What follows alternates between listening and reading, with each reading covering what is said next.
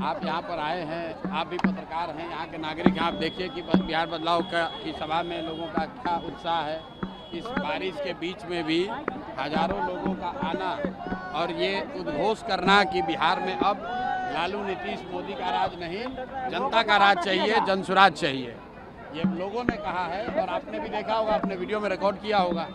ये तेज प्रताप का गढ़ क्षेत्र माना जाता है, आपके डर से पहले वो अरे भाई, किसी का कोई गढ़ क्षेत्र नहीं होता है, गढ़ सिर्फ जनता का है। जनता मालिक है, जिसको वोट देगी वही उसी का गढ़ है। किसी ये कोई राजवाड़ा थोड़ी ना है कि ये तेज प्रताप जी का गढ़ है कि प्रशांत किशोर का गढ़ है। किसी का कोई गढ़ नहीं है, जनता जिसको वोट देगी उसी का गढ़ होगा। तेजस्वी यादव और राहुल गांधी भी वोटर यात्रा प्रारंभ कर चुके हैं बिहार में, तो अच्छी बात है। कम से कम प्रशांत किशोर की पदयात्रा ने बिहार के नेताओं को रोड पर तो उतारा, नहीं तो यहाँ पर तो सिर्फ लालू के डर से मोदी, नीतीश और मोदी के डर से लालू को वोट मांगने की परिपाटी थी। ये जनसुराज का डर है कि 20 साल से जो 400 का पेंशन था वो बढ़कर 1100 हो गया, जो रसोईया का सैलरी डबल हो गया, आशा वर्कर्स का मानदेय बढ़ गया, बिजली का आपका 125 यूनिट फ्री हो गया। इसी तरह जनसुराज का डर है, सारे नेता पैदल पैदल घूमेंगे, जनता के पास हाथ जोड़कर उनको जाएंगे मांगने वोट। नहीं तो अभी तक तो ये कहता था कि जाएगा कहाँ, लालू के डर से हमको वोट देवे करेगा। उसी तरह नीतीश और मोदी वाले लोग जैसे लालू का डर दिखाकर वोट लेते थे, वैसे राहुल गांधी और तेजस्वी यादव जैसे लोग भाजपा का डर दिखाकर वोट लेते थे। तो अब जनता का डर खत्म हो गया है, जनता के पास एक नया विकल्प आ गया है।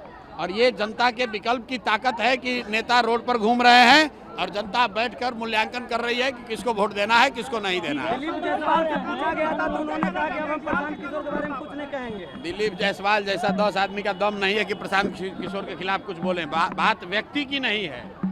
जो कुकर्म करेगा, चोरी करेगा, जो आदमी बिहार को लूटेगा, उसको डर होगा ही, क्योंकि उनको मालूम है कि जनसुराज की व्यवस्था बनेगी।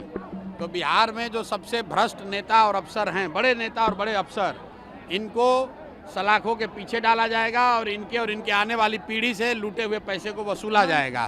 जीवेश कुमार कह रहे हैं कि हम नोटिस भेजेंगे और हम नकली दवाई नहीं बता। कौन?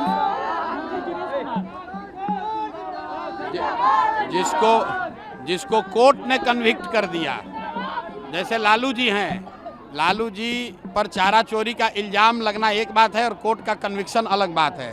कोर्ट ने, न्यायालय ने यह बता दिया कि आपने इसमें आपकी गलती पाई गई। उसी तरह जीवेश मिश्रा के लिए राजस्थान के कोर्ट ने यह कह दिया कि ये जाली दवा बनाते थे, जाली दवा बनाने का इल्जाम इन पर साबित हुआ है। अब प्रशांत किशोर को उस पर कुछ कहने की जरूरत नहीं है। सीएजी घोटाला में 4 करोड़ का जो महाघोटाला हुआ है एनडीए की सरकार में, भैया वो एनडीए की सरकार में नहीं हुआ है, खाली पिछले 5 वर्ष में हुआ है। 5 वर्ष में 78,000 करोड़, बिहार जैसे गरीब राज्य में 78,000 करोड़ रुपया का हिसाब किताब ही नहीं है कि वो पैसा गया कहाँ, घोटाला हुआ कि नहीं हुआ, ये तो जांच का विषय है।